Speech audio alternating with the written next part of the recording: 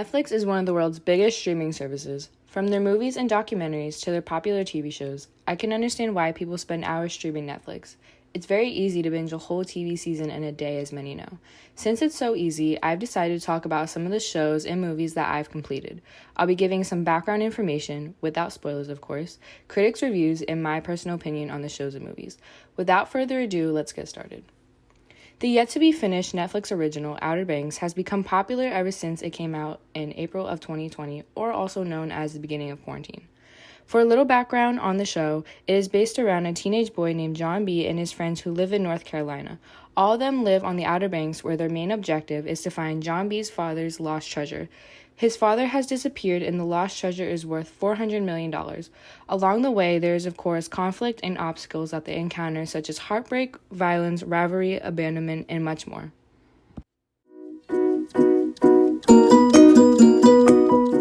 The characters are separated amongst each other. This is where their rivalry comes into play. Beginning off with the Pogues, also known as what we call the working class. This is where John B., the main character, and his friends Key, JJ, and Pope all belong.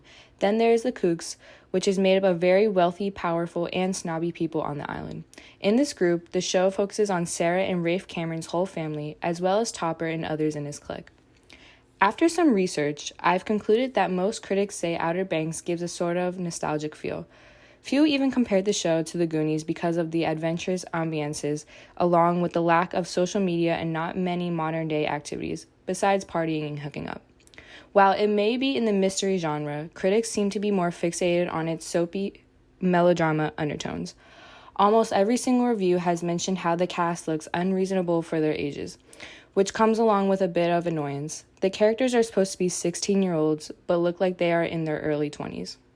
Although critics mentioned a few minor flaws they saw in the show, many raptured the tinge of escapism and heartwarming moments, especially in the summertime. Personally, I agree with the critics on the fact that some of the characters look a bit mature for the show.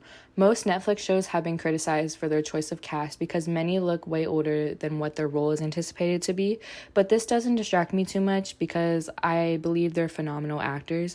I love the tinted golden hues painted on the screen. It's almost as if the smell of sunscreen just screams at you and the sun is beaming on your face while watching.